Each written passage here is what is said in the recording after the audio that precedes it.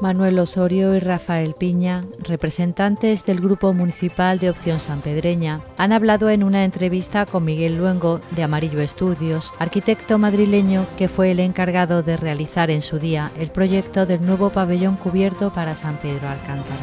Un proyecto muy ambicioso que, según Opción Sanpedreña, podía haber aportado numerosos beneficios a San Pedro Alcántara y que, a su entender, el Partido Popular no ha querido realizar. Fue el del pabellón, uno que creo que podía haber sido un buen revulsivo si Opción Sanpedreña llegaba a seguir gestionando la tenencia de alcaldía, el pabellón.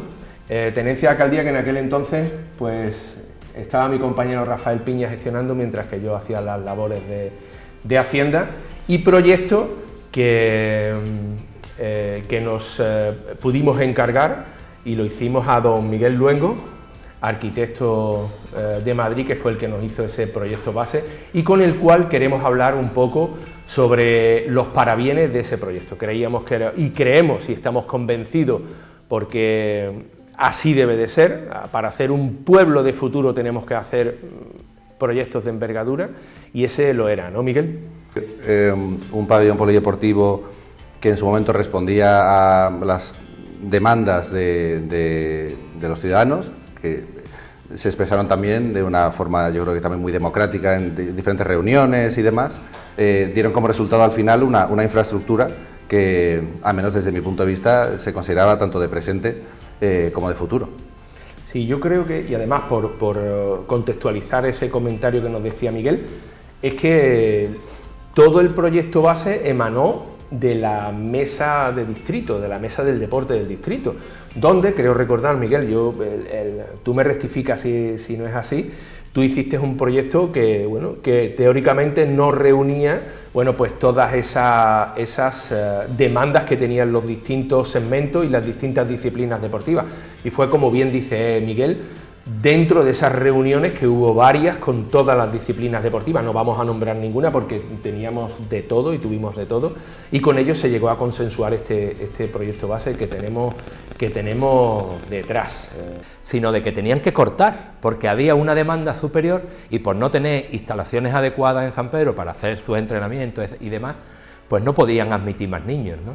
Entonces, uno de nuestros proyectos claros era crear un nuevo pabellón, que además le pedimos a Miguel que lo ubicase justo junto a la Elena Benítez, por unificar, primero por costes, porque con prácticamente un conserje, dos conserjes más, incluso tres, puedes tener cubierto todo lo que es el pabellón Elena Benítez y toda la instalación. Esa era la idea básica. Y luego la otra idea era que no saliese, no emanase de nosotros, es decir, que aquí muchas veces nos dicen algunos vecinos de San Pedro que no hemos practicado la participación ciudadana, y esto es un ejemplo claro de que nos dicen la verdad.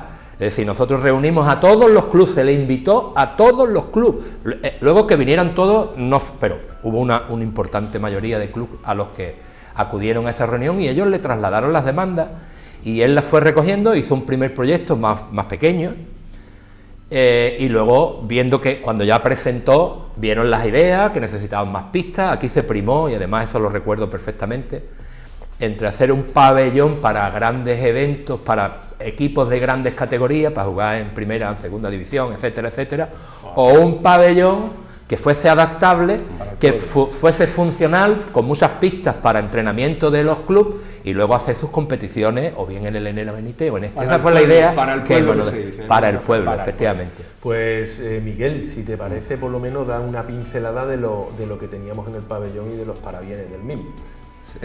Sí, la verdad es que el pabellón fue un reto, por cuestiones que habéis comentado.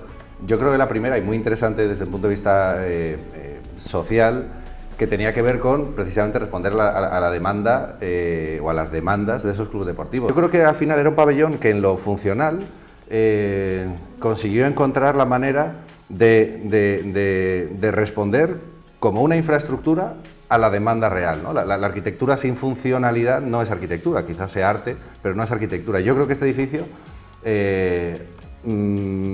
era muy funcional, encontró muy bien también, eran 20.000 metros cuadrados la parcela, y en unos 7.000 metros cuadrados de pabellón y unos 5.000 metros cuadrados de la galería de tiro deportiva, respondía yo creo muy bien a esa demanda.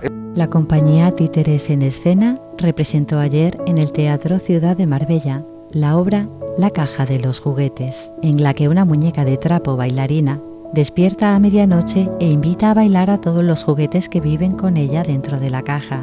Títeres, objetos, sombras, proyecciones de vídeo, un pianista y una actriz se pusieron al servicio de una obra musical de referencia en las composiciones del siglo XX, ofreciendo una versión contemporánea para los niños y niñas de hoy.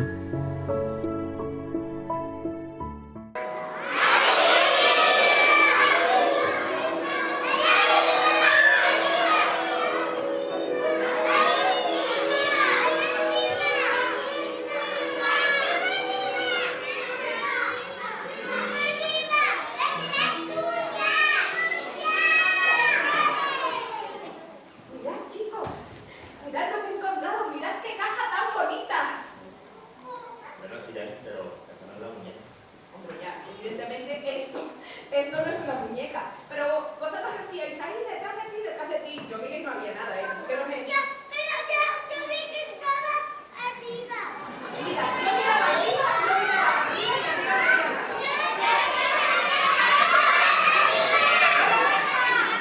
Pero no pasa nada, porque no encontré la muñeca, pero fijaos qué bonito esto que encontré, que pone la guata yuyu. ¿La guata qué? La guata yuyu, eso está en francés. Quiere decir la caja de los juguetes. Y fíjate con lo que viene la guata yuyu. Es que los dos sitios ponen lo mismo. Esto es una partitura. Y fíjate que no es una partitura cualquiera, porque tiene dibujos, mira aquí, dibujos, personajes. Porque es un cuento musical. No, pero entonces tú te sabes este cuento, Dani. Bueno, yo me lo sé más o menos, porque cuando era pequeña estuve estudiando un poquito de piano en el conservatorio. Y mi padre, mi Mussolini, creyó que yo sería una gran pianista y me compró esta partitura. Ahora, me acuerdo de la historia regular. La música nunca conseguí tocarla porque es un poco compleja, ¿eh? Oye, Dani, ¿y si seguimos jugando? ¿Y si tú escuchas la partitura y con la ayuda de los niños también contáis la historia? ¿Sí? ¿Queréis que hagamos ese juego que dice Jorge? ¡Sí! Pero no me engañéis esta vez, ¿eh? Bueno, a ver. Este cuento empieza, pues, como empiezan casi todos los cuentos. ¿Cómo es? Érase una vez, había una vez,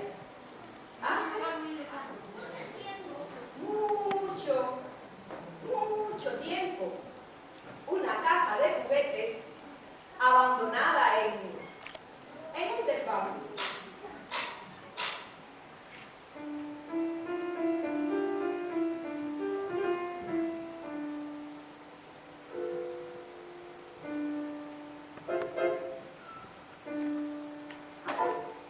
La Consejería de Salud y Familias de la Junta de Andalucía ha paralizado la vacunación de AstraZeneca tras la decisión adoptada en la tarde del lunes 15 de marzo por el Ministerio de Sanidad de suspender de forma cautelar y durante 2 semanas la administración de estas vacunas en espera del informe que emita el Comité de Evaluación de Riesgos de Farmacovigilancia sobre la idoneidad de continuar su inoculación. De este modo, Andalucía no administrará las 123.210 dosis de AstraZeneca que quedaban por inocular y ha procedido a cancelar desde la tarde del 15 las citas que ya estaban cerradas.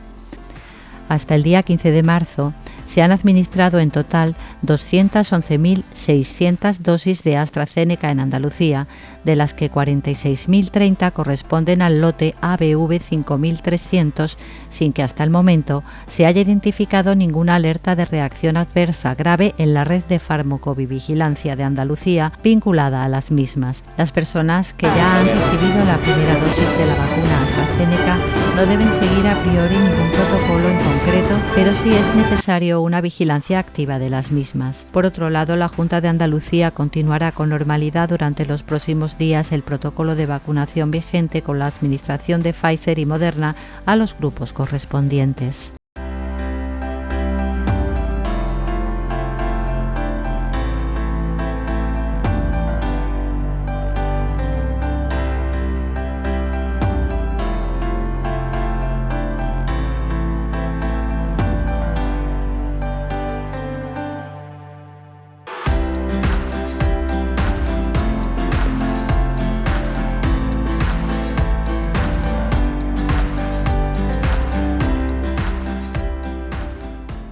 El vicepresidente de la Junta de Andalucía, Juan Marín, y el consejero de la Presidencia, Administración Pública e Interior, Elías Bendodo, han comparecido ante los medios de comunicación tras la reunión del Consejo de Gobierno celebrada esta mañana en el Palacio de San Telmo para informar de los asuntos tratados en la misma. Entre otras cuestiones, los partidos que conforman el Gobierno andaluz han suscrito un acuerdo de garantía de estabilidad en el que, entre otras cosas, ratifican el acuerdo de gobierno suscrito al principio de la legislatura y se comprometen a agotar esta en toda su extensión. En este momento, y dados los últimos acontecimientos políticos que hemos vivido, las dos formaciones políticas que conformamos este Gobierno hemos creído necesario no solamente reafirmar aquel acuerdo que hace 2 años alcanzamos, sino también un compromiso con un acuerdo de garantía de estabilidad, que se incluye como una extensión del propio acuerdo de medidas de desarrollo y prosperidad que en su día alcanzamos. Este acuerdo, que les digo, contempla, por una parte, la intención firme de agotar la legislatura para dar estabilidad a la comunidad autónoma, que creemos que es el mayor valor que en este momento puede tener cualquier territorio ante una crisis sanitaria, económica y también política, como la que hay en nuestro país. También contempla un compromiso por parte de las dos fuerzas políticas de no favorecer ni aceptar ningún trasvase de representantes de cargos públicos electos en el Gobierno, en este caso de los dos grupos parlamentarios. Sin duda, creo que esto todavía reafirma más esa estabilidad y esa lealtad institucional que siempre ha habido en un Gobierno como el que formamos, el Partido Popular y Ciudadanos en Andalucía. También contempla la reafirmación del blindaje de la sanidad, la educación y las políticas sociales y, cómo no, el impulso para la creación de empleo, de la reactivación económica a través del segundo plan de apoyo a los sectores más afectados por la crisis sanitaria y económica, que se aprobará de forma ya inminente, que, como saben, llevamos más de un mes negociando con los agentes sindicales y también con las organizaciones empresariales de nuestra comunidad autónoma. Y, por último, profundizar precisamente en esa lacra que hemos tenido y hemos padecido en Andalucía, como ha sido la corrupción. Y eso lo haremos a través de esa firme voluntad de regenerar la democracia y de regenerar las políticas y todas las reformas que sean necesarias, como la Ley de Lucha contra el Fraude, el Código de Buen Gobierno o muchas otras iniciativas que ustedes ya conocen. Como bien ha dicho señor Marín, hoy trasladamos un mensaje muy importante al conjunto de los andaluces y a todos los que quieren contribuir a crear una Andalucía más próspera y libre. En Andalucía hay estabilidad institucional y la va a haber hasta el final de la legislatura, que es finales del año 2022. Aquí, en esta tierra, en Andalucía, solo tenemos una prioridad, que evidentemente es luchar contra la pandemia, contra la crisis sanitaria, contra la crisis económica y, evidentemente, las dos prioridades de este Gobierno, salud y empleo. Salud y empleo, en ese orden, estamos absolutamente convencidos que es lo que quieren realmente los ciudadanos, que lo que nos dedicamos a esto de lo público, nos dediquemos a lo que les preocupa, que es la situación sanitaria y el mantenimiento del empleo. Por tanto, estamos concentrados en esas dos cuestiones, estamos concentrados también en vacunar a la población, en ayudar a las empresas, a los autónomos, que lo están pasando realmente mal por esa crisis sanitaria y, evidentemente, sus consecuencias en la economía y en el empleo. No es el momento, ni mucho menos, que los políticos le marquen la agenda a los ciudadanos. Tienen que ser los ciudadanos los que nos marquen la agenda a los políticos. Y en la prioridad absoluta de los ciudadanos está la salud y el empleo. La salud y el empleo. Cuando me refiero a la salud me refiero a dos cuestiones: a la lucha contra la tercera ola y a la campaña de vacunación. La gente lo que quiere es recuperar sus vidas, dejar atrás esta crisis sanitaria y centrar todos los esfuerzos, evidentemente, en la recuperación económica. Vacunarse y levantar la persiana de sus negocios. Fundamentalmente, ese es el objetivo que tiene hoy la ciudadanía. Y nosotros, los responsables públicos, tenemos que escuchar y entender nítidamente ese mensaje y tenemos que ser parte de la solución y no del problema. Para que se pueda producir todo esto, para que podamos seguir luchando contra la tercera ola, para que podamos presentar un nuevo plan de ayuda a los sectores económicos, para que en definitiva estemos en lo importante, que es lo que nos pide la gente, este Gobierno tiene que estar en la estabilidad y está en la estabilidad. Por tanto, lanzar un mensaje de estabilidad ahora más que nunca es fundamental para poder centrarnos en lo importante. Estamos todos ante la peor crisis sanitaria de nuestra historia, de las peores crisis económicas que hemos vivido, y los que gobernamos estamos precisamente ante los mayores retos de nuestras vidas. Que nadie olvide esto. Los responsables públicos nos arrepentiremos toda la vida si fallamos ahora, porque es el momento clave, porque sería imperdonable. Como bien ha dicho el vicepresidente, hoy el Consejo de Gobierno conoce los temas de actualidad, evidentemente no puede ser ajeno, aparte de los acuerdos, y hemos llegado a un compromiso los dos partidos que sustentan este Gobierno, el Partido Popular y Ciudadanos. Hoy hemos dado un impulso más a nuestro acuerdo ya firmado y cumplido en un 90%, un acuerdo de Gobierno y de estabilidad, un acuerdo de garantía, de estabilidad precisamente, que refuerza ese acuerdo para un nuevo Gobierno firmado en diciembre del 18 y que tiene dos objetivos claros, como ha dicho el vicepresidente Marín. En primer lugar, encapsular aún más al Gobierno andaluz hasta las próximas elecciones, que serán cuando tocan, finales de 2022. Esta palabra encapsular ya la habrán oído ustedes de mi boca y del vicepresidente en otras campañas electorales, con el ruido electoral. Ustedes preguntaban, bueno, ¿y esto va a afectar al Gobierno? Encapsulamos el Gobierno y seguimos la senda de la estabilidad. Hoy volvemos a dar un paso más en ese sentido, con el compromiso en ese acuerdo de culminar la legislatura hasta finales del año 2022.